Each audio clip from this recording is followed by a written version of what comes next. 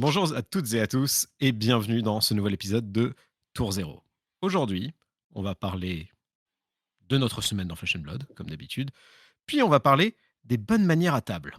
La table de jeu, bien entendu, on aura l'avantage de parler avec des joueurs, deux arbitres de niveau 1 quand même, donc c'est intéressant parce qu'on pourra aussi voir les interactions avec les règles.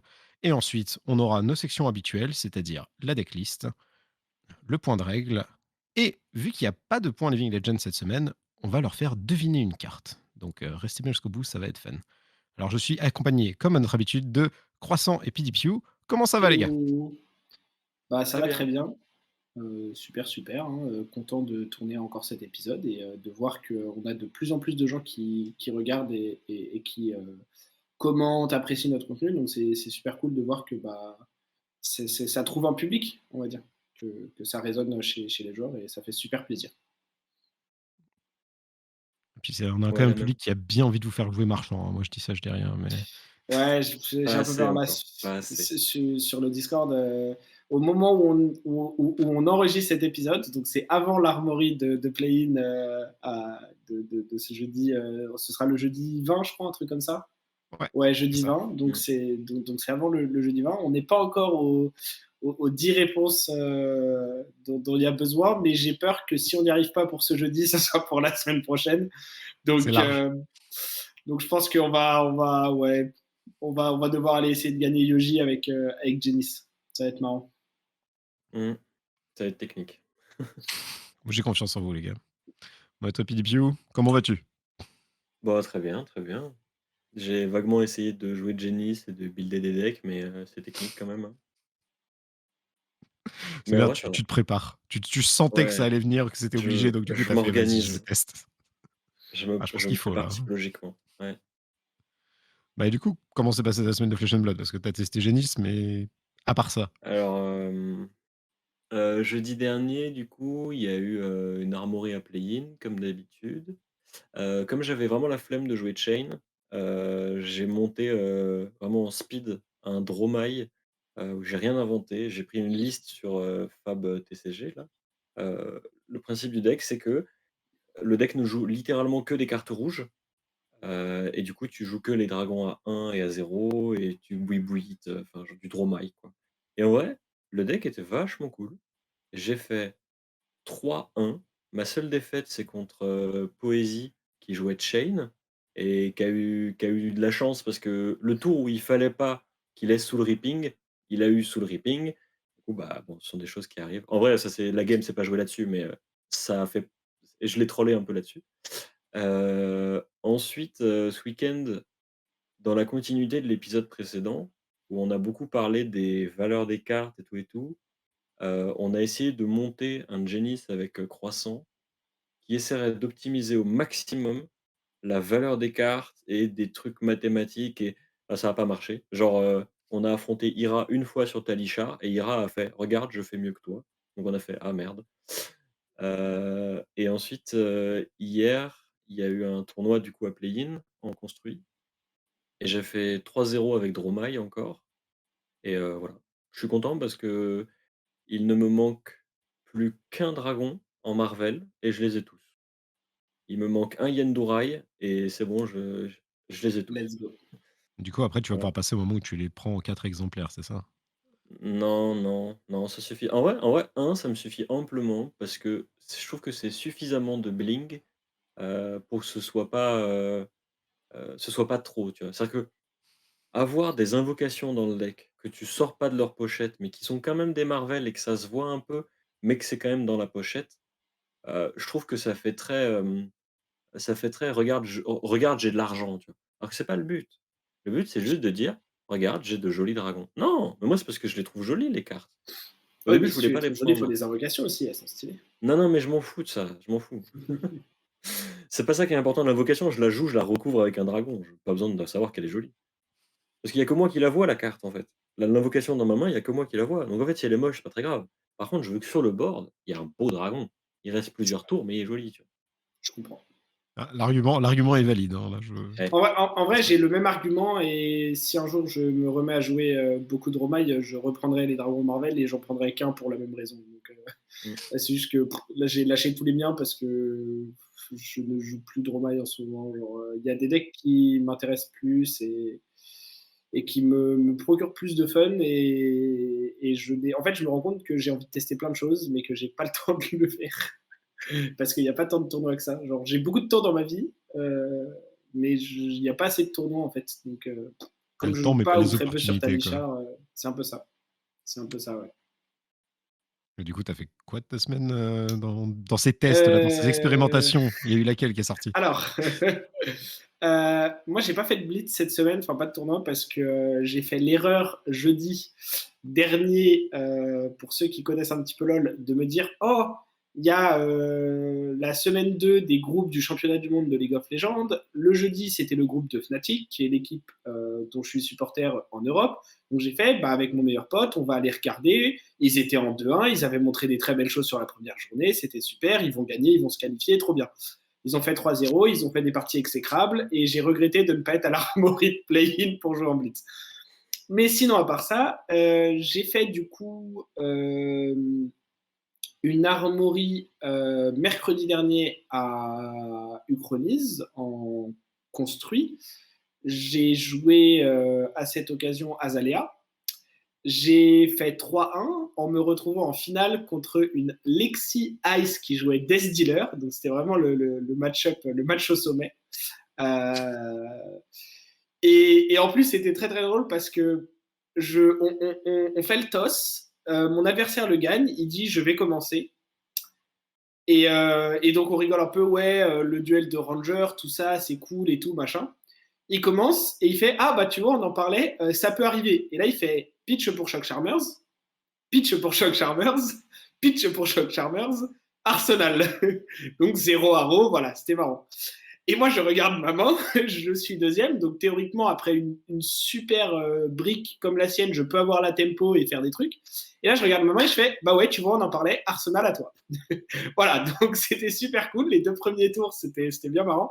Et du coup, après, bah, en fait, il a eu la tempo alors qu'il était premier et j'ai réussi à remonter un peu à des moments, mais bon, ça n'a pas suffi. Mais voilà, la game était très cool. Et puis les 3 games avant, j'ai battu Boltin, le fight de notre régisseur sur lequel j'ai bien roulé, c'était bien fun. Et je crois que le troisième que j'ai battu, c'était un dash. Je confonds peut-être avec l'armoire d'avant, mais je crois que c'était un dash. Mais en tout cas, voilà, j'avais fait 3 games avant qui étaient cool. Donc 3-1, c'était sympa. Et puis, je continue à penser que, en fait, Azalea, quand une brique passe, ça fait des choses, mine de rien. Et hier, du coup, le tournoi dont Philippe parlait ce lundi, bah, ça me l'a un peu confirmé parce que du coup, bon, j'ai eu un bail, certes, mais après j'ai affronté Dash, qui était piloté par Pedro, donc qui est un plutôt très bon joueur, même si il débute sur le deck, donc il n'a pas le même niveau sur le deck qu'il peut avoir sur Viscerai ou qu'il avait sur Shane par exemple, ce qui a joué aussi. Mais bon, ça reste un très bon joueur, donc il n'a pas fait ou très peu d'erreurs. Par contre, j'ai eu une bonne sortie, j'ai pas du tout brick, j'ai eu des bons enchaînements de cartes, etc. Je pense que j'ai aussi pris les bonnes décisions et que j'ai pas fait trop d'erreurs. Du coup, je l'ai battu, donc j'étais en 2-0 avec le bail, donc une vraie victoire. Et puis après, j'ai joué contre mon co-caster PDPU. Et puis en fait, bah, c'est marrant parce que comme il jouait Dromai, j'ai dit avant le début de la partie, bah tu sais quoi, si tu as un Rexium Burst dans les 3 premiers tours, je concède. Alors il a eu un Rake au tour 2, on a quand même joué un petit peu la game, il a eu un deuxième Rake au tour 4 et j'ai perdu au tour 6. Voilà, donc c'était hyper intéressant comme partie. J'ai pris des 12 en un tour avec genre Asvolai, Chromai, machin, truc, bidule, je t'attaque pour 7 avec Multi Ashwing. Ouais, super, voilà. Il m'a aussi sorti Dominia tour 2, enfin bref, genre, voilà, il est bien sorti, son deck a fait ce que son deck voulait faire. Après, c'est un Et, deck qui est consistant, donc c'est normal qu'il sorte bien. Et le et t'as match-up est eu, très, très, très, très compliqué. Donc, et t'as eu une main avec tes 3 Nox Death Whistle oui, j'ai eu des mains un peu bizarres et aussi, mais t'avais un Red in the simple. Ledger en Arsenal. Bah, genre, Ouais. rien ne va, quoi. Genre, vraiment, Genre, en, rien en n'est au bon vrai, endroit. je pense que même si j'avais eu des meilleures mains, ça aurait pas changé grand-chose, mais le Non, mais c'est match-up vrai est que très, très dur et quand j'attaque avec Dominia et que je vois ça, je suis en mode oui, c'était ah marrant. bah, ah bah, facile.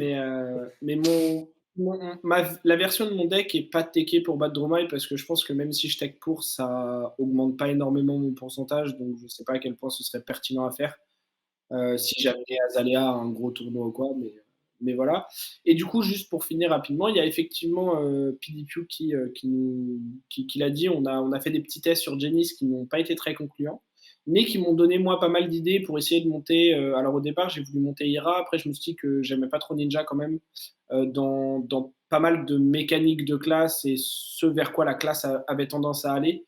Et du coup, j'ai fait en blitz un Dory Hatchet que j'ai pas encore testé, mais que je vais essayer de tester probablement la semaine prochaine. Et en fait, enfin la semaine prochaine au moment du record de ce podcast, donc je vous en parlerai probablement dans le prochain épisode du coup. Mais voilà, du coup, enfin, j'ai envie d'essayer de jouer des decks qui juste ont des bons tours de value et qui essayent petit à petit d'out-value l'adversaire avec des cartes qui ont un meilleur rate et qui juste en prenant des meilleures décisions.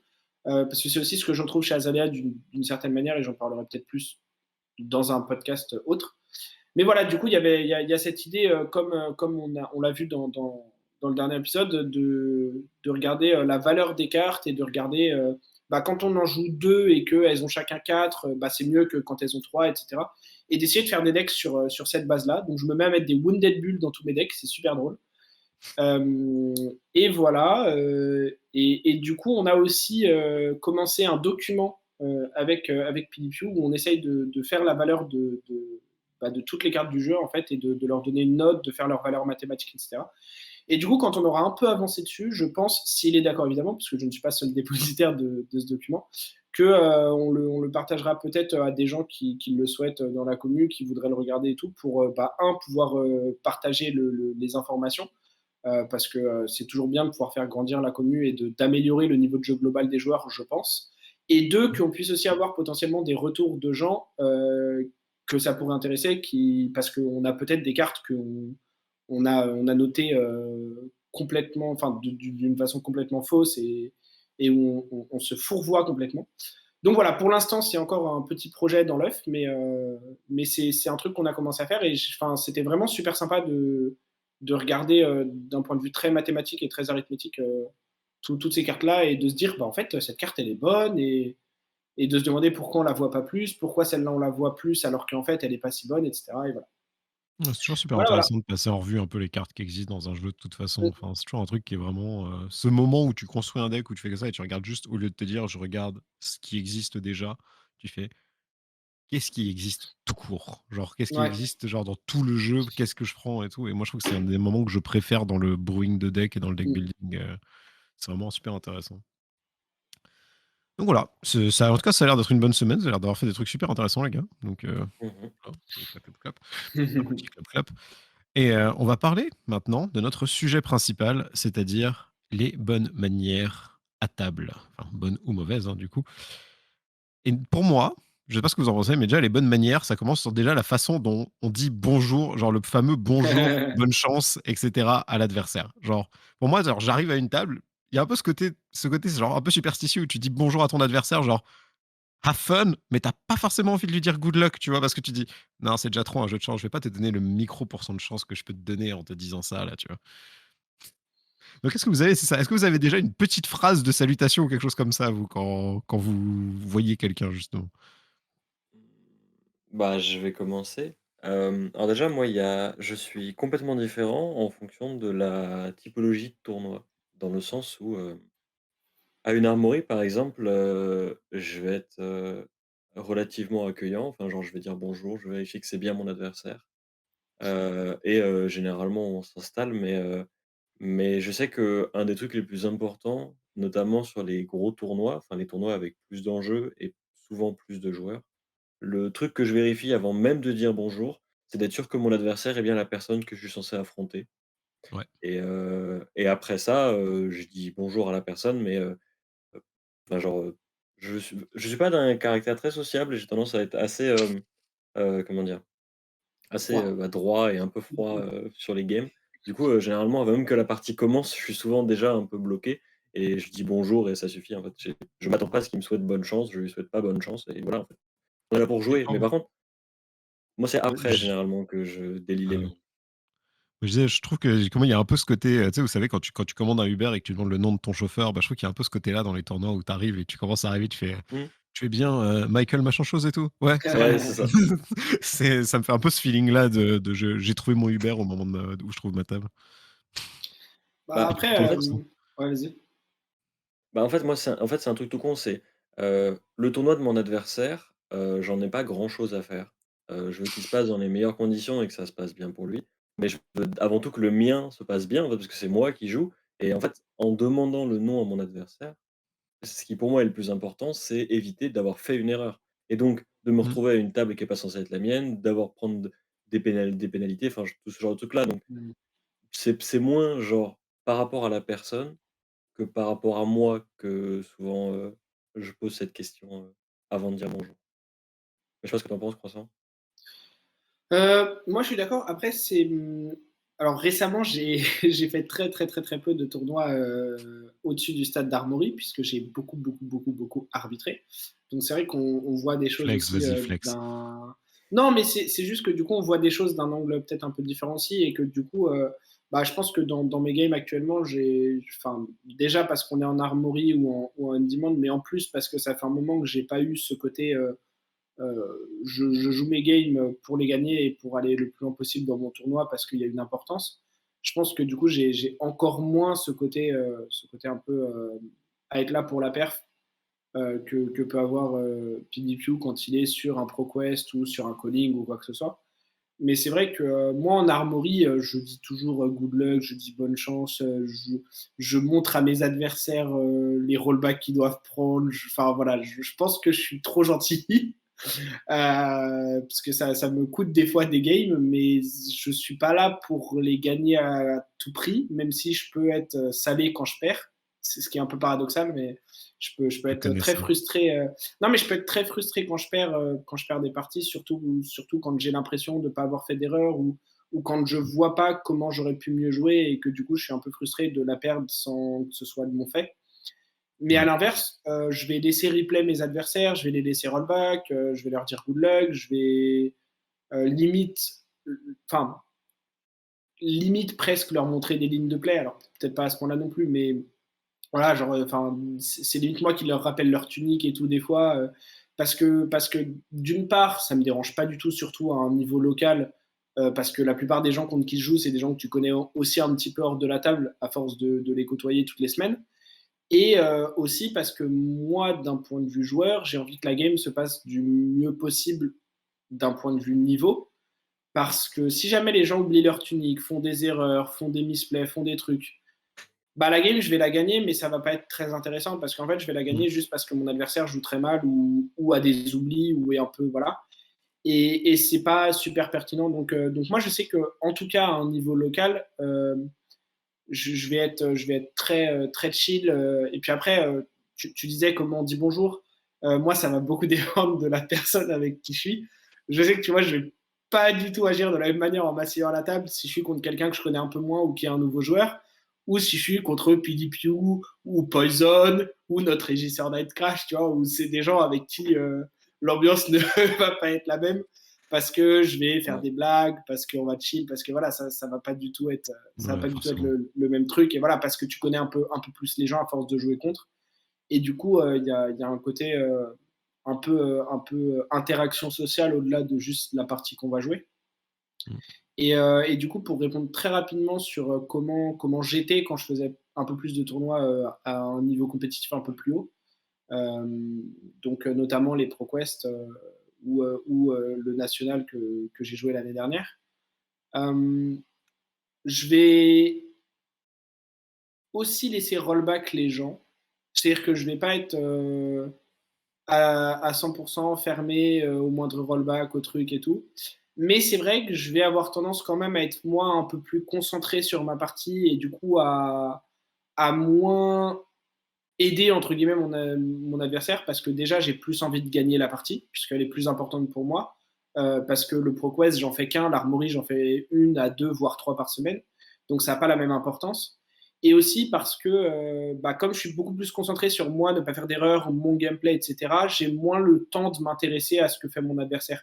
Il y a des games en Armory où je joue limite plus avec ce que fait mon adversaire que moi parce que je suis en pilotage automatique de mon deck et que voilà. Et du coup, je pense que je vais garder à peu près la même façon d'être, de souhaiter bonne chance, etc., d'essayer quand même d'être relativement chaleureux, de pas être fermé et tout. Mais je vais quand même avoir envie de gagner et je pense que ça peut se ressentir un peu parce que je suis là parce que j'ai de l'importance pour le tournoi et c'est un tournoi particulier, là où l'Armory, voilà, on en fait 2 par semaine, 1 par semaine et enfin, si je fais 2-2 au lieu de 3-1 ou de 4-0 à une Armory, bah, je ferai 3-1 à la suivante et c'est pas très grave.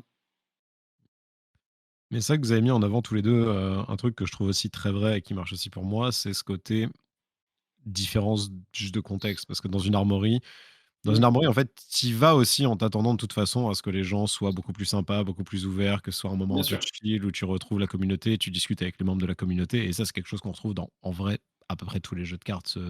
Il y a les équivalents, il y a le Friday Night Magic, enfin, il y a des équivalents de moments de chill dans tous les jeux de cartes. Et ça, c'est quelque chose de super important.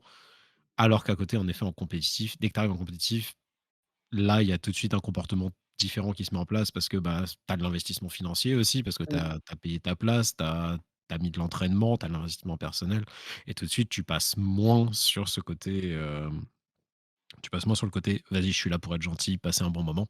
Tu es plus là pour dire, bah, en fait, je veux être gentil, je veux que tu passes un bon moment, mais je veux surtout gagner, en fait. Donc, mmh, désolé, adversaire, si ça se passe mal avec toi. Enfin, désolé, adversaire, si je vais pas être aussi gentil avec toi que je l'aurais été si on s'était croisé un jeudi soir. mmh. Et je trouve que c'est super important en soi, de marquer vraiment. Ah, ouais, je crois qu'il y a eu Si je un crois, petit Maury, vous m'entendez de nouveau, c'est bon? là, c'est ouais, c'est Mmh. bon, tu as récupéré. Si je croise quelqu'un en armory, et que le gars se comporte, mais comme si on était en finale de ProQuest, je vais le regarder, je vais lui dire, mais gars, en fait, vas-y, va jouer ta Ouais, game. Moi, je ouais vais aller prendre un sandwich et un coca et on fait autre chose, quoi. Enfin, et je pense il y a que aussi, l'interaction est pas la même du tout. je suis totalement d'accord et Vas-y. pour ajouter un tout petit peu là-dessus, je pense que c'est aussi même tu vois, moi, par exemple, j'ai fait des ProQuest où j'ai fait 0-2 au début, et du coup, enfin, tu es dans la table à 0-2, tu es contre quelqu'un d'autre en 0-2, tu sais que tu vas pas top, a priori, enfin, genre, tu as très peu de Mm. chance, voire aucune chance et donc là, je vais à nouveau repasser dans le mindset plutôt armorique, tu vois? Parce que je Ouais. suis à nouveau dans un truc où en fait, bah, la partie, elle a plus trop «d'intérêt» entre gros guillemets pour moi à gagner et je pense que enfin, chacun a évidemment sa façon de fonctionner et d'être à la table et d'envisager les choses, mais je pense que c'est ça, ce qui peut être un peu compliqué des fois, parce que moi je l'ai vu pas mal avec des gens et j'ai discuté pas mal avec plusieurs personnes par rapport à ça. Et je pense que ce qui peut être compliqué des fois un peu, c'est que les gens ont des attentes différentes selon les tournois. C'est-à-dire qu'un Oui. ProQuest, pour beaucoup de gens, ça reste un truc avec ta communauté locale, parce qu'en général, il n'y a pas beaucoup de gens qui se déplacent d'autre part, et donc ça reste une grosse armorie, entre guillemets. Surtout nous en France à notre échelle, parce que les ProQuest, on est une vingtaine, hein, en gros, des fois 30, des fois 40, mais on n'est pas forcément beaucoup plus que ça. Et du coup, c'est une sorte de super armory. Et donc, il y a des gens qui s'attendent à ce que ce soit la même ambiance et que ce soit chill et que bah, on n'est pas là pour gagner, on est là pour jouer, pour voir les gens, pour avoir des games sympas. Ce que je peux tout à fait comprendre. Mais du coup, il y a des gens, et je le comprends totalement aussi, parce que j'en fais un peu partie et je connais des gens qui en font plus partie, comme PewDiePie par exemple, qui sont là en mode bah, c'est un tournoi plus compétitif, je suis là pour que je joue bien mes games et pour les gagner. Et du coup, quand tu as deux personnes comme ça à la table, euh, l'état d'esprit peut se clash un peu et c'est là où des fois ça peut, du coup, il peut y avoir une expérience qui est un peu désagréable pour un des deux joueurs et malheureusement en général ça va plutôt pour être celui-là qui est là, enfin plutôt pour celui ou celle qui est là pour avoir du fun, malheureusement parce que bah, l'autre va jouer sa game et la gagner et être très content. Et je pense que c'est important que pour que ce genre de tournoi se passe bien, que les deux états d'esprit fassent enfin, prennent conscience quand même que l'autre existe et que c'est normal que l'autre existe et que les deux sont tout à fait valables. C'est aussi pour Bah, ça tu qu'on fait vois ce genre d'épisode, hein. Vas-y, Ouais. Philippe. tu vois? Pour prendre ma défense un peu, parce que tu dis, Non, mais ouais, c'est pas du tout une attaque. tu fais partie de ceux qui sont là pour gagner. En vrai, je pense que en fait, c'est un problème que je retrouve énormément et que j'entends beaucoup à Magic, dans un format qui Mmh. s'appelle le Commander, qui est un format Mmh. qui est, vraiment c'est un des formats c'est le format de Magic le plus ouvert, parce que c'est celui qui attire le plus d'horizons différents. On peut y jouer de plein de manières Mmh. et du coup, quand des gens se rassemblent pour jouer, en Commander, il y a des attentes qui sont souvent très, très, très différentes d'un Ah joueur à totalement, ouais. l'autre, d'un milieu à l'autre, et cetera et en fait, en Commander, si tu veux, une des premières questions que je pose quand je m'installe à une table, c'est, bah, comment est-ce que mon adversaire veut jouer? Ça va être, Ah, je est-ce crois que qu'il veut jou ta attends, ouais, ta connexion a l'air un peu instable parce que est-ce qu'il veut jouer, je crois que c'était revenu, mais parce que vous tu C'est m'entendez? commençais à revenu. grésiller pas mal. Là, normalement, C'est revenu. là, Mmh. normalement, c'est revenu. OK. Quelques petits Du soucis coup, je techniques. disais, heu, en Commander, la première question que je pose, c'est, genre: «Qu'est-ce que vous voulez faire, en fait, à mes adversaires?» Mmh. et je pars du Mmh. principe qu'à un tournoi de Flesh and Blood, comme un ProQuest, comme une Armory ou ce genre de choses, quand tu t'es inscrit au tournoi, tu sais ce que tu vas faire, en fait et j'avoue que quand je fais attention à être, carré et à être le plus régulier possible, à être le plus dans les clous des règles et donc souvent à être froid, peut-être à être plus tatillon, à Mmh. refuser certaines libertés qu'on peut prendre avec les règles, bah, j'avoue que c'est moins pour gagner parce que souvent c'est pas toujours à mon avantage, mais c'est plutôt pour qu'en fait la partie se déroule dans des conditions qui, heu, ne fassent intervenir que la capacité des joueurs à jouer et la variance liée au jeu. Il y a rien qui me frustre plus. Ah, Je crois qu'on l'a reperdu, je mais crois qu'on l'a reperdu. Ouais, tu es de retour, il n'y a rien qui te frustre plus donc, PDPU, que Mais je vois ma cam qui s'éteint, c'est pour ça. on met Il y a un rien qui y a petit rien qui me frustre plus que quand, l'issue d'une partie est jouée alors qu'il y a eu une erreur de jeu à un moment, qu'il y a eu une action mmh, irrégulière ou ce genre de choses. Genre, j'étais en train de regarder cet après-midi le Goliath Gauntlet, mmh. enregistré aux États-Unis avec, plein de bons joueurs et tout. Et il y a, une partie où il y a une Dromai qui joue et où du coup, j'ai voulu regarder parce que ça m'intéressait et à un moment, la Dromai, active, de manière illégale sa Furnace, alors qu'elle n'a fait que jouer un Tome of Yendal et utilise les ressources qu'elle génère en activant cette Furnace pour jouer un Tomeltai contre un ninja. Enfin genre et en fait, à partir de là, j'ai coupé la game parce qu'en fait, ce qui s'est passé, c'est pas légal et en fait, l'issue de la game peut se jouer autour d'une action illégale et mmh, je trouve ça en armory, j'aurais dit: «On roll back, on revient en arrière, on met les choses en place, refais ton tour». Dans un environnement plus compétitif comme un ProQuest, bah, qu'est-ce que tu fais, en fait, dans ces cas-là, tu vois? Et c'est là aussi que du coup, est mis en Ça va lumière, être un un autre aspect des bonnes manières à table, c'est comment intervenir avec un judge. Parce ouais, que je vais parler en tant que joueur tout d'abord, avant de faire intervenir, notre judge à côté. Heu, En tant que joueur, si j'effectue une action illégale ou s'il se passe quelque chose qui ne doit pas avoir lieu, je m'attends à ce que mon adversaire appelle un judge pour que, l'issue de la partie, heu, ne soit pas déterminée par cette action illégale et pour qu'on revienne à un un truc qui marche en gros, que le jeu fonctionne.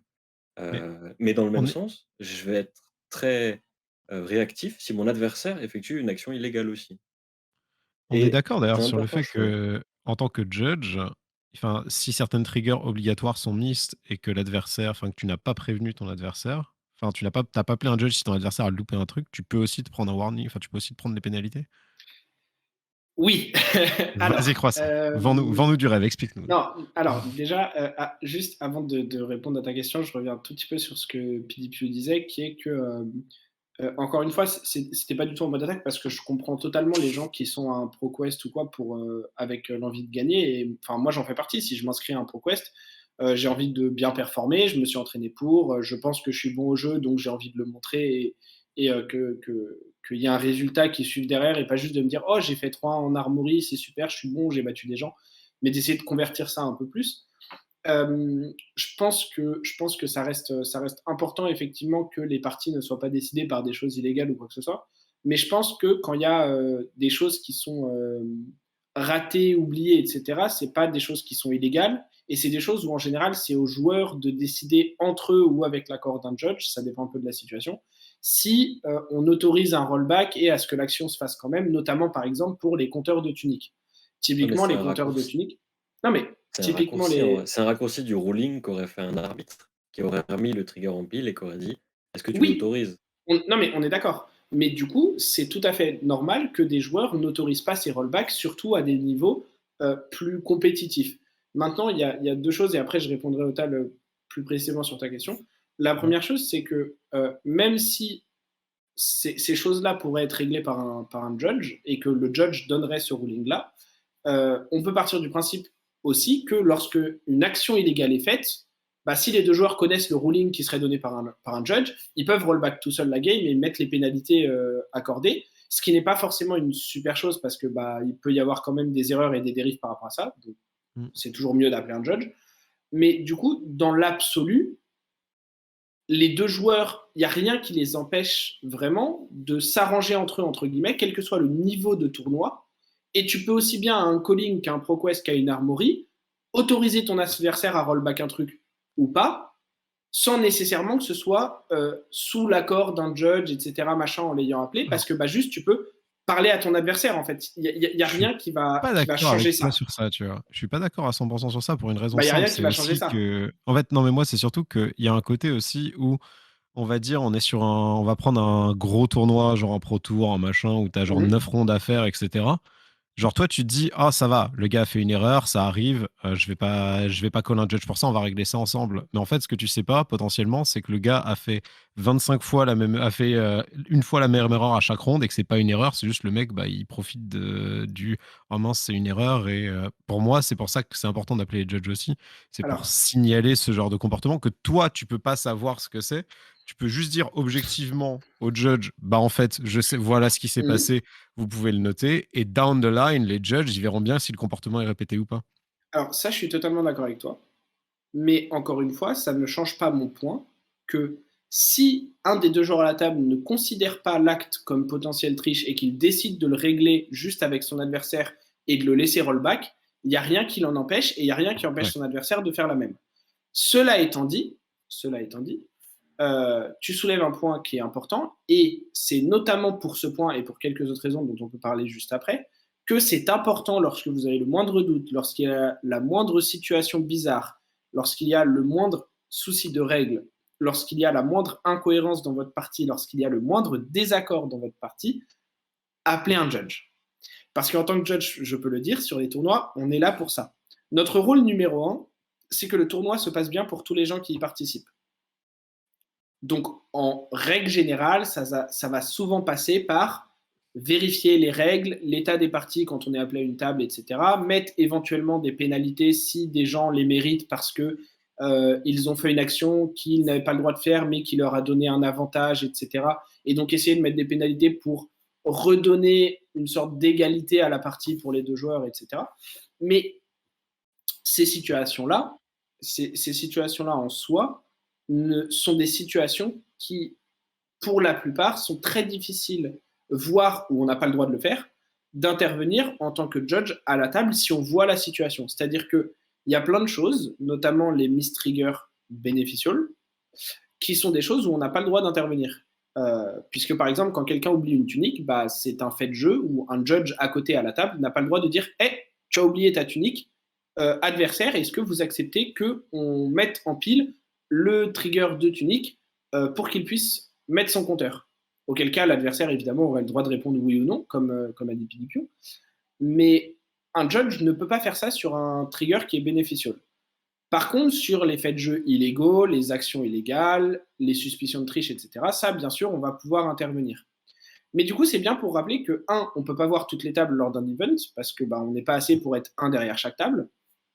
Deux, lorsqu'il y a une situation qui intervient à une table, comme a très bien dit Otal, ça peut être la 15e fois que la situation arrive pour une des deux personnes, et à ce moment-là, c'est plus une erreur d'inattention de sa part, c'est une tentative de triche.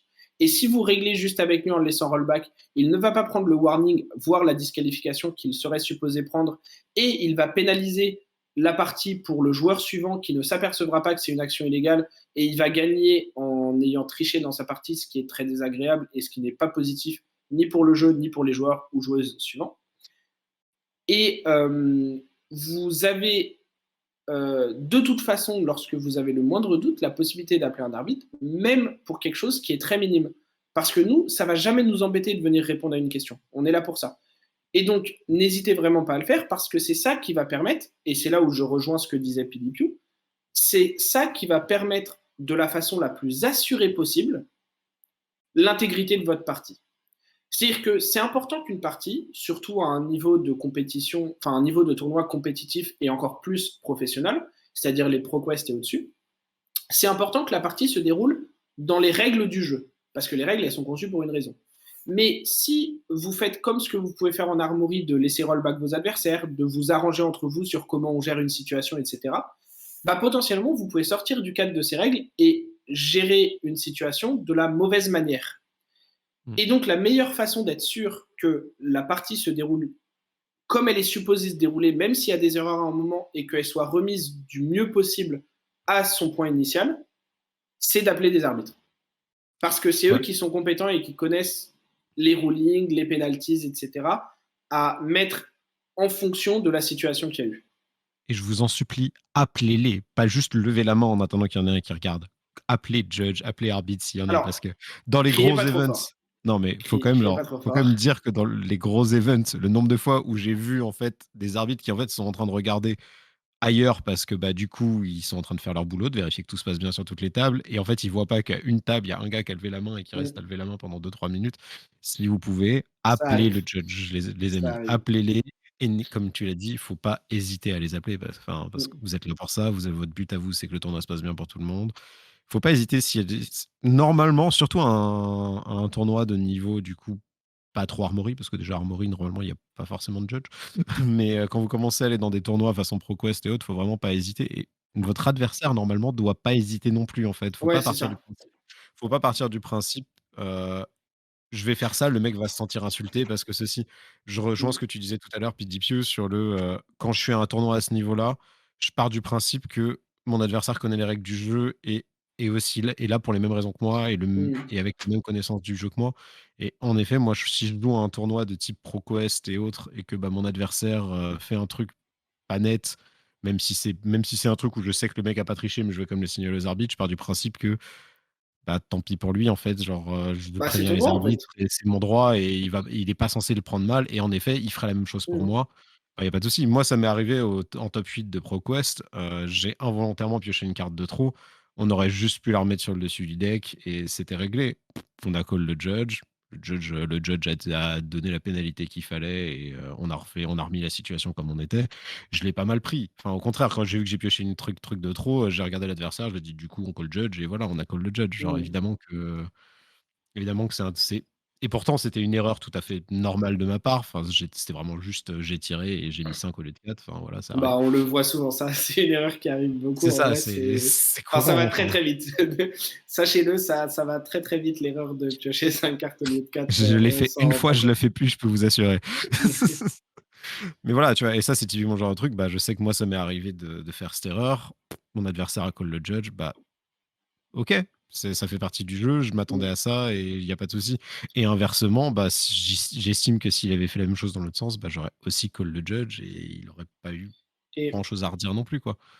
et juste avant que PDQ, tu réagisses potentiellement, parce que en plus avec les petits soucis de cam qu'il y a eu, ça fait un moment que je monopolise un peu la parole, mais j'ajoute juste un point qui va encore plus loin, c'est n'hésitez pas non plus, parce que vous avez le droit de le faire, d'appeler un arbitre pour poser une question de règle. Mm. Alors, on ne pourra pas vous donner de conseils, on ne pourra pas vous aider dans la partie, et ça, ce sera à nous de répondre d'une manière où on ne pourra pas le faire, parce que ce serait de l'outside assistance et il faudrait qu'on vous disqualifie après, et nous, on ne ferait pas notre travail.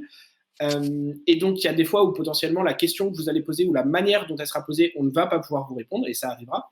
Mais moi, j'ai eu beaucoup de fois des gens en ProQuest ou aux différents callings où j'ai arbitré qui m'appellent et qui me disent bah, dans cette situation, comment ça se passe? Enfin, est-ce que ça fonctionne? Ou quel est le coût de cette carte? Ou est-ce que j'ai le droit de jouer ça dans cette situation?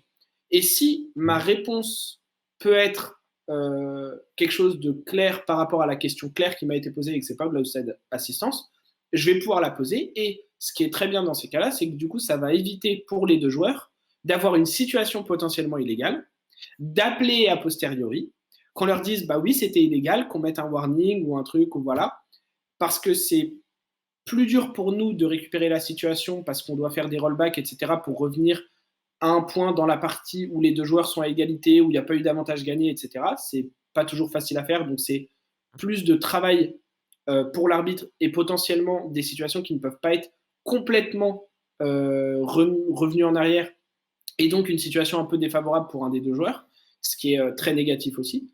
Et du coup, n'hésitez pas à poser ces questions et à venir voir un judge, enfin à appeler un judge, pardon, pas venir voir, à appeler un judge avant même de faire un play ou de faire une situation si vous pensez qu'il y a un risque qu'elle soit illégale.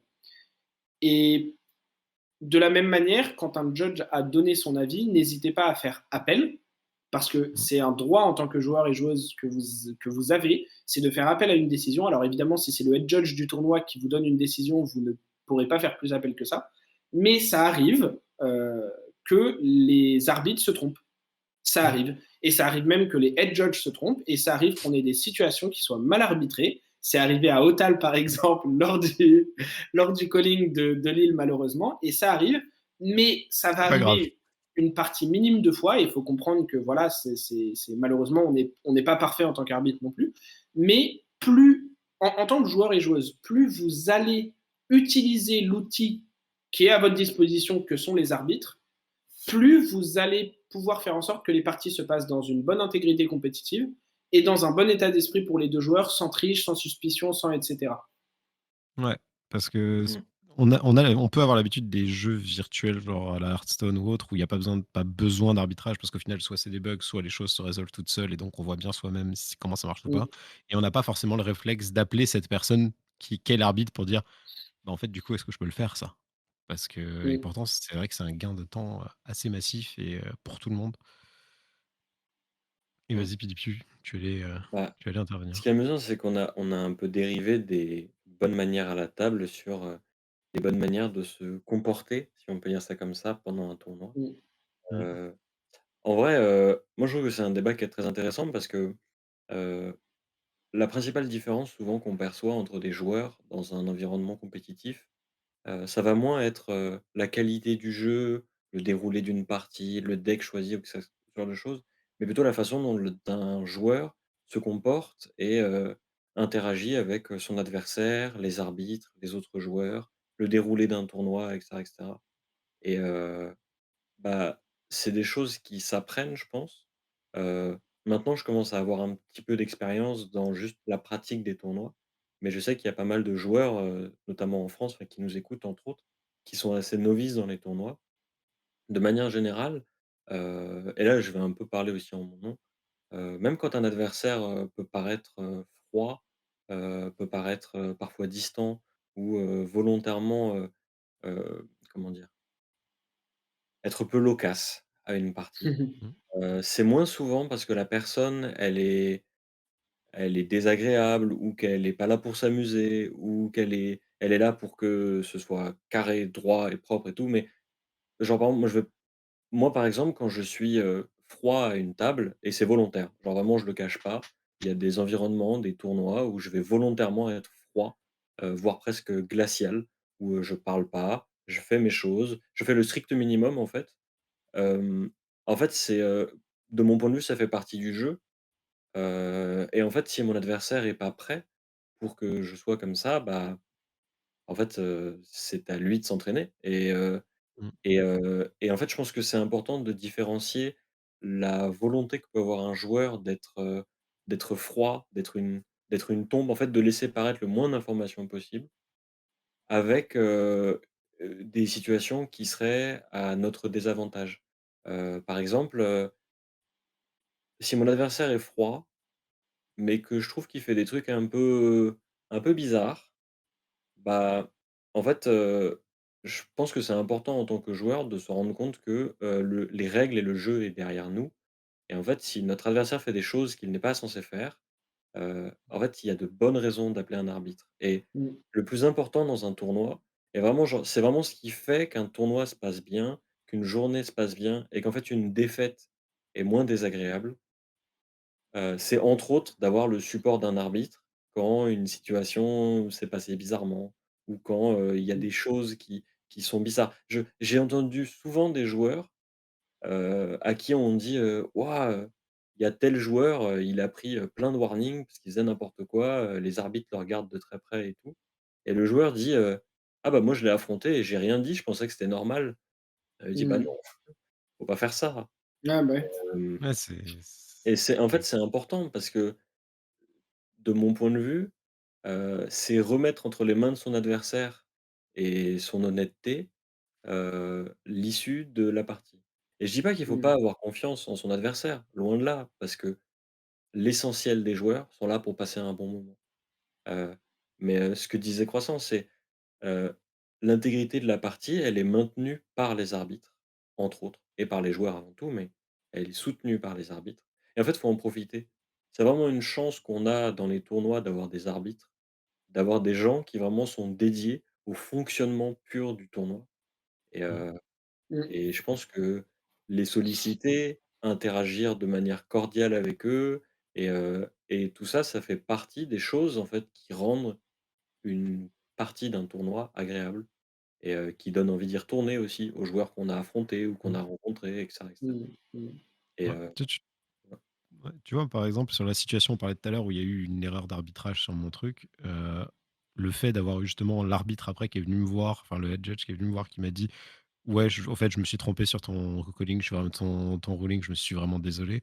Ça m'a juste entièrement changé, en fait, l'état d'esprit que j'avais dans la situation, tu vois? Tu parlais d'avoir une bonne mmh, relation, une relation cordiale avec les arbitres et tout et en effet, le fait qu'il y ait eu justement ce côté: «Je suis humain, j'ai fait une erreur, je suis désolé, j'espère que ça t'a pas genre trop pénalisé et cetera».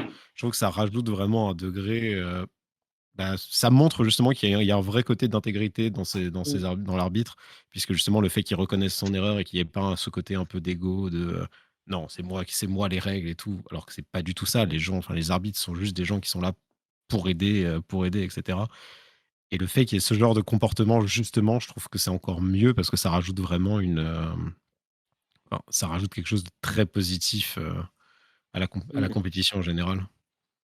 mmh, Ouais, ouais, c'est clair. Et juste pour finir rapidement, là-dessus, je pense que c'est je suis d'accord avec tout ce qu'a dit, Pilipiu juste avant, mais je pense que encore une fois, c'est ce que je disais un peu au début, ce qui peut être compliqué, c'est qu'il y a encore beaucoup de joueurs, je pense, qui voient tout ce qui va être ProQuest et cetera, voire même des fois les callings comme juste une extension du jeu qu'ils ont en Armory, Mmh, et du coup, c'est quand même un endroit où ils cherchent du plaisir, du fun, du chill, et cetera, et qui du coup, on peut dire que c'est à eux de changer d'état d'esprit, mais en même temps, c'est un peu compliqué, surtout sur les ProQuest, parce que bah, le but, c'est pas non plus que les gens qui n'ont pas envie de se tuer à la tâche et d'être hyper froid à la table, etc., changent complètement leur façon d'être pour convenir aux personnes qui vont être plus dans un état d'esprit compétitif. Mais en même temps, les gens qui sont dans un état d'esprit compétitif sont totalement dans leurs droits. Donc, c'est pas à eux non plus de venir avec un grand sourire et de faire des misplays ou de laisser les autres faire des misplays juste pour leur faire plaisir parce que eux sont là pour avoir du fun, etc. Donc, moi, je trouve que que ce soit en tant que judge, des fois, sur des parties qu'on voit, ou même en tant que joueur, ça peut être compliqué un peu d'appréhender ça des fois et à gérer. Surtout, je trouve, sur les ProQuest, qui sont des événements un peu intermédiaires, qui des fois, bien souvent, ressemblent plus à des super armories que à un tournoi genre Battle Hard Calling, où là, il y a vraiment des centaines de joueurs venus de plusieurs pays et tout, où c'est, je trouve, plus simple de comprendre que c'est un truc compétitif et que les gens sont pas là pour te faire des cadeaux. Parce qu'en ProQuest, tu joues contre les mêmes gens avec qui tu rigoles à la table en armory et qui te font des cadeaux en armory parce que c'est l'état d'esprit de l'armory. Et donc, c'est plus dur, je trouve, de se dire ah bah non, là, cette fois-ci, cette personne-là, elle est là pour gagner, elle est plus là pour m'aider, entre guillemets. Et je mmh, pense que c'est ça qui peut, des fois, comme je le disais tout à l'heure, faire des situations qui peuvent être un peu désagréables. Et voilà. Et honnêtement, j'ai pas forcément de solution pour ça pour le moment, mais je pense que c'est important que tous les joueurs à la table soient conscients des différents points de vue qu'il peut y avoir et des différents états d'esprit qu'il peut y avoir, pour mmh, essayer quand même de pas être trop négatif entre guillemets envers un état d'esprit ou l'autre. Et le dernier point que je voulais ajouter, parce qu'en fait ça m'a fait penser, puis du coup, quand tu disais oui, j'annonce le strict minimum quand quand tu es en tournoi compétitif. Et je rappelle que vous êtes censé, c'est dans les règles du jeu, lorsque vous jouez à Flesh and Blood, annoncer ce que vous faites. Et alors, je n'ai plus les termes exacts puisque je n'ai pas ça sous les yeux actuellement, mais je suis à peu près sûr qu'il faut que vous annonciez, par exemple, quand vous attaquez, la valeur de votre attaque. Mmh. Et je crois que vous êtes aussi censé annoncer si vous avez des hit effects, par exemple. Donc, lorsque vous jouez un snatch, par exemple, il me semble que dans les règles, vous êtes censé dire j'attaque pour 4, on hit, pioche une carte. Et voilà, donc si vous avez des effets liés, par exemple, à un Mask of Momentum en ninja, vous êtes censé dire ah bah cette attaque-là, s'il y a deux. Donc après, il y a un curseur qui est très précis, et donc il y a des choses qu'on n'a pas besoin de dire, qu'on n'est pas obligé par les règles, mais il y a un certain nombre de choses qu'on est censé dire. Et donc vous pouvez aussi demander à votre adversaire de le faire s'il ne le fait pas, parce que pareil, c'est votre droit en tant que joueur, et lui, c'est son devoir en tant que joueur. Et encore une fois, si l'adversaire continue à ne pas le faire, n'hésitez pas à appeler un judge. Co-judge. Voilà, je pense que tu as bien résumé la chose en disant qu'au final, ce qui est important, c'est vraiment que les joueurs plus compétitifs se rendent compte qu'il y a des joueurs qui n'ont pas le même point de vue qu'eux, et inversement, que les joueurs qui sont Mm. plus dans ce côté fun comprennent que le fun, le fun en fait, ne se situe pas au même endroit pour tout le monde. C'est juste Ouais, ça, l'aiguille du feu, le c'est clair, curseur du fun ne se situe pas au même endroit pour tout le monde, c'est et clair. est très dépendante du contexte. Il y a des Mm. gens où leur fun, ça va être de péter des fions, pour dire ça Ouais. sans aucune subtilité. Il y a des gens, leur fun, ça va juste être, bah, en effet, de pousser des cartes avec leurs De copains jouer en armory. Genesis. C'est ça. Mmh. Et, Et et ça, aucun des c'est deux quelque chose devrait de avoir très à important. changer, en fait. Enfin, Ouais, mais aucun ça, des en deux fait, profils devrait avoir à changer. Et c'est ça qui est un peu compliqué parce que moi, je suis pas du tout là. Tu vois, si je vais à un tournoi et que je suis dans un état d'esprit compétitif, je suis pas du tout là pour dire à la personne en face oh non, arrête de me faire des blagues ou arrête de sourire ou arrête de machin parce que moi, je suis concentré. Et à l'inverse, quand je suis en armory, bah, si j'ai envie de faire des blagues avec la personne en face, alors c'est aussi parce que je sais que la personne va faire des blagues avec moi et va bien le prendre, mais j'ai pas envie que la personne en armory me fasse la gueule alors que moi, j'ai envie d'être là pour déconner, pour prendre du fun et tout. Et donc, je pense que c'est ni à l'un des profils de changer, ni à l'autre. Mais faut juste c'est que les gens c'est réalisent un peu dur, mieux, en fait. voilà, C'est ça. c'est dur à gérer des fois par moment. Et j'espère que ça va pas être un problème qui s'avère trop important dans le futur ou qui fait que certains joueurs ne restent pas sur le jeu parce que ça pourrait les dégoûter. Donc, Si je puis me permettre, et vraiment après on pourra passer à autre chose. On ne relance plus. Ça fait 3 fois que j'essaie de conclure, Ouais. les gars. En fait, pour moi, à partir du moment où, LSS a sorti leur fameuse pyramide des tournois qui Mmh. détaille, Mmh. avec précision dans quel niveau de règles sont censés être joués chaque tournoi, je pars du principe que, un joueur, sait à quoi s'attendre, il sait qu'est-ce qui est autorisé, il sait qu'est-ce qui est interdit. Il sait aussi les répercussions que peuvent avoir certains de ses actes pendant une partie, et je pense que Mmh. c'est pas aux joueurs de prendre la décision, mais c'est vraiment à LSS de dire: «Bah, ce tournoi-là, c'est telle façon de jouer, d'une certaine manière. Ce tournoi-là, c'est une autre façon de jouer» et Mmh. cetera, et aux joueurs de s'adapter ou de ne pas s'adapter, en fait. Après, c'est aussi un choix, tu vois? Mais Ouais. c'est comme ça, mais LSS dit: «C'est comme ça» et Oui, faut suivre. En fait, tu peux pas aller à l'encontre de ce que LSS indique de toute manière. clairement, en termes de règles et de policies, tu peux pas. Je parlais plus aussi en termes d'ambiance, mais c'est vrai que là-dessus, je suis totalement d'accord. En termes de règles, de policies et de pénalties qui peuvent y avoir, si vous allez à un tournoi, LSS, les arbitres au tournoi, les organisateurs du tournoi, les autres joueurs s'attendent à ce que vous connaissiez les règles et les penalties que vous pouvez prendre si vous enfreignez certaines de ces règles.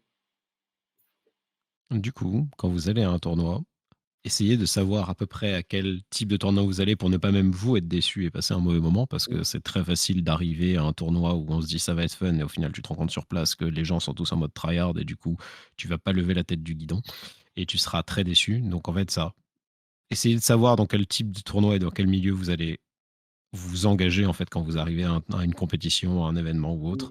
Et après partez aussi du principe que la personne en face, même si elle est censée savoir à quel niveau elle a pas forcément le même niveau de fun que vous, ou le même type de fun que vous. Donc tant que c'est pas quelque chose dans l'agressivité, dans la négativité qui vous met vraiment mal à l'aise parce que la personne va être très agressive dans sa victoire ou au contraire très salée, machin. Non, partez aussi du principe que du coup, vous avez pas forcément la même façon de vous amuser et essayez de vous mettre, prendre un petit peu le point de vue de la personne. Et si jamais vous vous rendez compte que c'est un peu trop problématique, n'hésitez pas à appeler un judge. Il y a des règles, il y a un règlement, il y a des pénalités. le judge saura quoi faire, même si vous, vous ne le savez pas. Vous n'êtes pas seul dans ces situations-là et c'est quelque chose de vraiment important à mémoriser. Et Mmh. donc, je pense que sur ces belles paroles de moi, voilà, je me jette des petites fleurs, on peut passer à la decklist de PDPU. Mmh. Alors, la decklist, qui est Un un peu peu différente que PDPio de d'habitude. PDPio, hein. Ouais, non, non, Mmh. laisse-lui sa partie. Laisse-lui sa catégorie, là. Donc, la petite subtilité, c'est que cette fois, nous sommes en CC. Parce que les dernières fois, on était en Mmh. Blitz, mais c'est surtout parce qu'il y avait un équipement, si je ne m'abuse, que tu tenais à utiliser. Et il n'est pas disponible en Exactement. Blitz. Alors en gros, le plan de jeu, c'est, Braillard, depuis qu'elle a été jouée et qu'elle a perfé, elle a essentiellement été jouée avec, des cartes Lightning, Channel Moon héroïque, beaucoup d'attaques, beaucoup de force de frappe et cetera et cetera. Mais elle a aussi, dans son attirail, un quelque chose de beaucoup plus lent, de beaucoup plus, grindy, quelque chose qui veut beaucoup plus aller à la fin de la partie. Et en fait, c'est caractérisé par toutes les cartes Earth qui sont à sa disposition. Et une des plus importantes, que joue Oldhim et qu'Oldhim adore, c'est Crown of Seeds. Et au départ, je voulais faire le deck en Blitz, sauf que Crown of Seeds est banni et du coup, je me suis dit que ce serait l'occasion, pourquoi pas, pour une fois, de faire un deck en construit. Alors encore une fois, c'est un deck à prendre avec des pincettes, c'est-à-dire que, c'est, une première version du deck qui peut très probablement être améliorée, mais dont le plan de jeu de base, ça va être, d'utiliser des cartes qui, étant Earth, remettent des cartes dans votre deck et vous permettent de les utiliser plusieurs fois.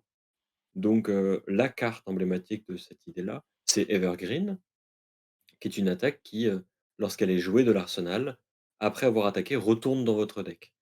Et si on l'associe à des cartes comme, Rites of Replenishment, qui vous permet, quand vous la jouez, de mélanger des non-attack action dans votre deck, si vous avez fait des dégâts d'arcane et si vous l'avez fuse, de mélanger des attaques dans votre deck. En fait, vous allez, au fur et à mesure que la partie avance, que votre adversaire va bloquer, que vous allez bloquer, jouer quelques cartes, et cetera, et cetera. En fait, vous allez récupérer des cartes, parce que vous les remélangez à votre deck.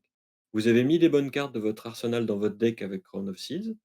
Vous avez fait descendre ses points de vie petit à petit, parce qu'on a une Rosetta et des grosses attaques et qu'en fait, bah, il y a des dégâts qui vont passer quoi qu'il arrive. Et en fait, vous allez vous retrouver à un moment où, en jouant de manière un petit peu mid-range, genre, on garde 2 cartes, on essaie de faire le mieux avec 2 cartes. C'est pour ça qu'il y a des Wounded Bull et des Fiendal Fighting Spirit, où on garde, 3 cartes et on essaie de faire beaucoup de dégâts d'un coup, ou on bloque avec toutes les cartes de sa main et cetera et cetera. En fait, vous allez faire durer la partie pour arriver à un moment où vous avez des cartes dans votre deck qui sont juste meilleures que celles de votre adversaire, avec, les Evergreen qui se sont mélangés, les Rights qui ont mélangé des cartes à votre deck, la Pulse of Candlehold qui vous rend les bonnes cartes. Et donc, tout le but du deck, ça va être de survivre jusque-là, de gêner l'adversaire dans son plan de jeu, avec des Command and Conquer et des Erase Face, de profiter de l'Embodiment of Earth, avec des non-attaques qui bloquent plutôt bien dans l'ensemble, et de manière générale, d'être moins agressif, d'être, plus mid-range, plus lent et en fait d'approcher Braillard différemment avec les outils qui sont à sa disposition, les Bramble Spark entre autres, heu et toutes ces cartes Earth qu'on joue assez rarement, les Sotomoro et cetera, Mm. pour, être plus lent, mais du coup être, plus consistant sur le long terme et cetera et cetera. Et donc, c'est un deck qui, bah, a un sideboard que j'ai pas détaillé, mais que vous pourrez adapter en fonction des match-up. Si vous jouez le deck et qu'il vous plaît, n'hésitez pas à faire des retours. On mettra évidemment, le deck en description et heu et voilà. Et si ça vous plaît, jouez-le, parce que c'est cool. Mm. C'est vrai que j'aime beaucoup l'idée d'avoir des quais, de prendre ce côté un peu plus Earth de Braillard, de jouer des cartes que franchement je n'ai pas vu dans un deck depuis l'époque où Starvo devait vraiment mettre toutes les Earths possibles. Mmh. Donc ça, je trouve ça assez plaisant comme concept de vraiment essayer de faire quelque chose de grindy et qui utilise bien le côté défensif de Braillard. C'est intéressant. Si j'ai l'occasion de le et tester, je le ferai. et je tiens quand même à attribuer une très grande partie du mérite à la personne au-dessus de moi. Parce que on a eu l'idée, j'ai commencé à faire un truc, mais en tant que joueur aggro, j'ai mis des cartes qui avaient des ratios nuls à chier et je lui ai dit: «Je sais pas comment on fait, fais en sorte que ce soit un deck contrôle». Et voilà, vous avez un truc qui, défend bien. Bah, en fait, ce qu'il faut savoir, c'est que moi, j'avais déjà joué une version de ce deck il y a très longtemps et je l'avais en partie abandonné parce que bah, c'était l'époque où je commençais à m'investir un peu sur le jeu et je me suis rendu compte que Runeblade, c'était pas la classe qui m'intéressait le plus sur ses autres façons de jouer, que les Grasp of the Arknight étaient très chers, etc. etc. Mais j'avais déjà joué ce deck à un moment et j'avais notamment réussi à fatiguer un Chain qui n'était pas n'importe qui, puisque c'était un joueur qui, alors je ne sais plus si c'était quelques semaines après ou quelques semaines avant, a fait top 8 au championnat de France, aux premiers nationaux de l'histoire de notre pays.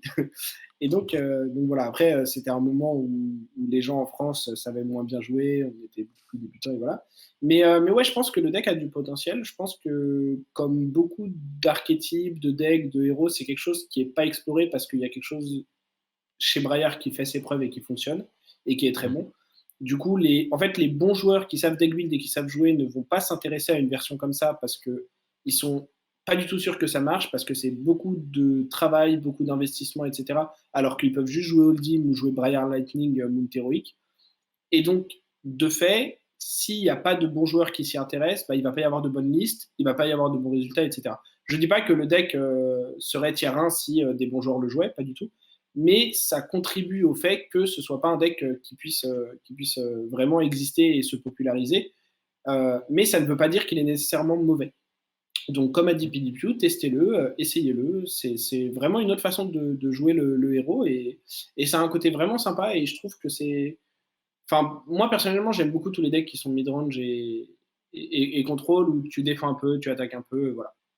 Donc, Mmh. have Et fun si avec. et si jamais vous êtes plutôt du genre à vouloir jouer la Braillard normale, ça tombe bien, on a un point de règle dessus. Et Croissant, ouais, je te laisse nous l'expliquer. et ouais. Alors, bah justement, en fait, ce point de règle, j'ai voulu faire ça pour plusieurs raisons. La première, c'est que vous allez voir l'interaction dont je vais vous parler à un petit tricks qui a été posé plusieurs fois comme question à des judges lors d'événements. Et en fait, c'est ce que je disais tout à l'heure sur le fait que vous pouvez poser une question de règle à un judge, mais il faut la poser d'une bonne manière parce que sinon il fera de l'outside assistance. Et donc, il y a déjà des gens qui se reconnaîtront peut-être s'ils écoutent ce podcast, qui ont vu la situation, ont posé la question à un judge si ça fonctionnait, et le judge leur a répondu non. Alors que j'ai moi-même discuté après avec le joueur en question et avec le judge, et en fait, le judge connaissait très bien l'interaction, mais m'a expliqué que la question avait été posée d'une manière où dans les faits, la réponse était non. Et vous allez comprendre pourquoi. Donc la situation qu'on a, c'est qu'on joue Braillard et on va commencer par créer un rune-chant avec Grasp of the Arknight. Alors Grasp of the Arknight, qui est un équipement qui, en pitchant 2 ressources, permet de faire en action un rune-chant et qui est une action qu'on ne peut faire qu'une fois par tour, qui a Go Again et qui nous coûte une ressource de plus pour chaque rune-chant qu'on possède déjà. Donc on fait notre rune-chant. On va ensuite jouer la spécialisation de Braillard qui est Force of Nature. Alors, Force of Nature, c'est une carte Elemental Runeblade bleue qui coûte 0, qui est une non-attaque action, et qui dit que ce tour, à chaque fois qu'une carte attaque action touche, si son attaque est plus haute que son attaque de base, le joueur qui la contrôle pioche une carte. Ok, vous l'avez, ça va être important. Son deuxième effet, c'est un effet qui dit que la prochaine attack action card qu'on joue a +1 ce tour, mais c'est un effet qui est actif uniquement si Force of Nature est fuse au moment où on l'a joué, parce qu'on paye son coût additionnel. Ce n'est pas le cas dans notre exemple, donc l'attaque qu'on jouera après n'aura pas +1. Mais l'attaque qu'on joue après, c'est un Swarming Gloomveil. Alors Swarming Gloomveil, c'est une attack action Runeblade qui dit que si on a créé une aura ce tour, ou plus, on a Go Again. C'est le cas puisque le Runechant est une aura, donc actuellement notre Swarming Gloomveil a Go Again. Si on a créé 2 auras ou plus, Swarming Gloomveil a +1 de puissance. Et si on a créé 3 auras ou plus, Swarming Gloomveil gagne l'effet. Lorsque ça hit un héros, le héros qui a été hit ne pourra pas prévenir les dégâts d'arcane de source que le joueur qui contrôle Swarming Gloomveil contrôle pendant le reste du tour. Cet effet-là, on le laisse de côté parce que c'est pas celui qui nous intéresse pour notre effet, mais c'est le deuxième qu'on va regarder. Parce que du coup, dans notre exemple, comme on a déjà fait une aura grâce au grasp en créant un Runechant, Swarming Gloomveil a actuellement Go Again. Et du coup, imaginons que l'adversaire en face ne défende pas. Swarming Gloomveil touche, et donc on a 2 triggers qui se mettent en pile. On a d'abord le trigger de Braillard, et on a également le trigger de Force of Nature. Alors, vous vous souvenez, Force of Nature, ça dit, lorsqu'une attaque touche, si son attaque est plus haute, on pioche une carte. Le hit effect de Braillard, c'est de dire que lorsqu'une attaque inflige des dégâts à un héros adverse, si c'est la première fois que ça arrive dans le tour, on crée un Embodiment of Earth. L'Embodiment of Earth, là on s'en fiche de son texte, ce qui est important, c'est que c'est une aura. Ce qui signifie que comme Swarming Gloomveil check en permanence le nombre d'auras qu'on a joué ou créé ce tour, on a maintenant créé 2 auras. Ce qui signifie, pour ceux qui connaissent un petit peu ou pas très bien la Stax, lorsqu'on met des effets en pile, qui arrivent au même moment, en tant que joueur qui contrôle ces effets, on peut décider dans quel sens on les met. Et en fait, dans la pile, si on met d'abord un effet puis un autre, on va d'abord résoudre l'effet qu'on a mis en deuxième et qui est au-dessus, puis on va résoudre le deuxième. Et donc, dans ce cas-là, en fait, on va décider de d'abord mettre en pile l'effet de Force of Nature, puis de mettre en pile l'effet de Braillard. Ce qui signifie que lorsqu'on va résoudre, on va créer un embodiment, et au moment de résoudre Force of Nature, Swarming Gloomveil aura maintenant 4 de puissance, puisqu'elle l'aura checké juste avant qu'on aura créé une aura. Ce qui signifie que dans une situation où au départ, on n'aurait pas touché avec Swarming Gloomveil, on n'aurait pas pioché avec Swarming Gloomveil et Force of Nature, on va maintenant le faire. À l'inverse, si on avait fait dans l'autre sens et qu'on avait d'abord mis le trigger de Braillard en pile, puis le trigger de Force of Nature, on aurait d'abord résolu Force of Nature qui aurait regardé, oui, Swarming Gloomveil a bien touché, mais Swarming Gloomveil n'a pas plus de puissance que sa puissance de base, et le joueur qui contrôle Braillard n'aurait pas pioché. Voilà. Intéressant. Et ce qui est intéressant à noter, c'est que ça marche aussi pour le Go Again, si je ne me trompe pas, dans l'optique où tu n'as pas créé le Rune Shunt et que tu fais un embodiment. Si tu mets dans le stack, ça permet de récupérer un Go Again que tu n'avais pas au moment de l'attaque. En fait, tu n'as pas besoin. J'ai pris la situation avec la Force of Nature pour montrer aussi et rappeler un petit peu comment la stack fonctionnait et faire un parallèle avec les questions d'arbitrage qu'on a eu avant. Effectivement, si on attaque avec Swarming Gloomveil toute seule, qu'on n'a pas créé d'aura avant, qu'elle n'a pas Go Again et qu'elle touche, on va en Resolution Step, c'est-à-dire la step juste après avoir pris des dégâts où on regarde les hit effects et où on résout les hit effects. On va donc résoudre le hit effect lié à Braillard, on va créer un embodiment, et ensuite dans la step d'après, qui est la link step, on va regarder si l'attaque a Go Again. Et comme on aura créé une aura juste avant dans la step précédente, Swarming Gloomveil, qui pendant tout ce temps-là n'avait pas Go Again, va maintenant l'avoir, et au début de la link step, va nous faire gagner un point d'action. Donc, ça fonctionne aussi, c'est juste que ce n'est pas dépendant de la Stax, mais c'est plus dépendant de l'ordre des steps. Du coup, vous le saurez, les chers viewers, si cette situation arrive, faites bien attention à ça. Et d'ailleurs, j'en profite juste très vite pour rappeler, parce que j'ai vu ça aujourd'hui, donc au moment où on enregistre ce podcast, c'est le mardi 18 octobre. Yep. Il y a sur le Discord français, si je ne dis pas de bêtises, je crois qu'un des judges a créé un topic dans Question Règles où il fait justement un rappel avec toutes les phases dans l'ordre d'un chain link sur la combat chain, avec du coup layer step, attack step, defense step, etc., pour faire un petit rappel de toutes les phases qu'il y a et de ce qui se passe dans chacune d'entre elles. Et si vous ne savez pas tout, je ne vais pas toutes les expliquer maintenant parce que c'est un peu long, mais je vous conseille vraiment d'y aller parce que c'est très intéressant et c'est très pertinent pour beaucoup de situations en jeu. Et ça va vous permettre de beaucoup mieux comprendre certaines choses qui se passent lorsque vous jouez vos parties. Bien d'accord. Et nous allons donc passer à la troisième étape, le point Living Legend, qui n'existe pas puisqu'il n'y a pas eu de tournoi.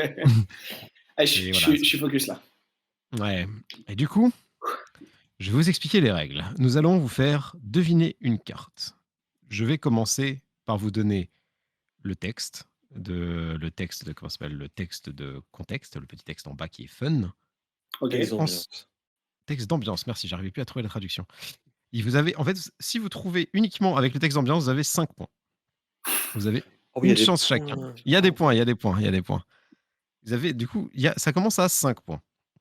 Si jamais vous avez tous les deux, vous êtes d'accord que vous n'y arrivez pas, le premier a le droit de demander un indice. Les indices, vous avez l'édition, le coût de la carte, sa couleur ou son type. Ok, on choisit un de ces 4-là. Vous choisissez un de ces 4-là et pour chaque indice que vous demandez, vous perdez un point. OK. Donc, Et du coup, Mmh. donc là, je vais proposer une solution d'abord, puis PDPU va en tu proposer vas une avec voir si juste tu le veux en texte proposer une ou pas. d'ambiance. Tu vas voir Je si vais tu veux en voir, mais proposer une ou pas. avec juste le texte d'ambiance. Puis, si aucun de nous deux trouve, ou qu'aucun de nous deux veut faire de proposition, c'est d'abord moi qui ai la main pour demander un indice et proposer quelque chose. Ou c'est C'est ça, lui. C'est moi c'est toi. d'abord. OK. C'est-à-dire que pour chaque indice et chaque layer de plus, c'est toujours la même personne qui commence. On va Et faire la ça, ouais. semaine prochaine, ce sera PDPU. OK, ça On marche. notera quand Exactement. même qu'il utilise un vocabulaire d'arbitre pour un Ouais, random jeu pour trouver une carte. Toi, c'est beau, moi je trouve. t'es juste salé parce Il que y je en a t'ai un des battu 2 au qui est pierre feuille investi, ciseaux tout quoi. à l'heure. On a fait un pierre Bah, feuille T'es juste ciseaux qui salé était parce que je pas t'ai battu tout synchronisé. à l'heure. en fait, tu Je vas t'ai juste pas je t'ai trouver avec le battu. texte d'ambiance et Ah, je vais trouver, en fait, c'est tout. Voilà. c'est parti, ouais. Le texte d'ambiance, du coup, est en anglais. Leave now, or a hangover will be the least of your worries. Eh bien, je Partez vais. maintenant, ou Ouais, une gueule ouais, de ouais. bois sera le moindre de vos soucis. Tu l'as, PDQ? J'ai Ah, une je très l'ai. bonne idée de la carte Moi, je postale. l'ai. Fais gaffe, si tu ne l'as pas, si tu dis un truc et que c'est pas Alors, bon, tu as 0 point. Hein. ouais, ouais, c'est pas grave. Je vais gamble sur Cranial Crush. Night Crash, je te demande de faire un révèle pour la vidéo et je vais vous dire Cranial Crush, bien joué. C'était instantané. J'ai fait exprès d'en prendre Ouais, une relativement facile au début en vrai, parce que c'est les textes d'ambiance sont pas non plus la aussi. citation de Valda Bright Axe qu'on a eu plusieurs extensions plus tard, puisque ça, c'est une carte qui vient de Welcome to Us, donc la première édition, et plusieurs extensions plus tard.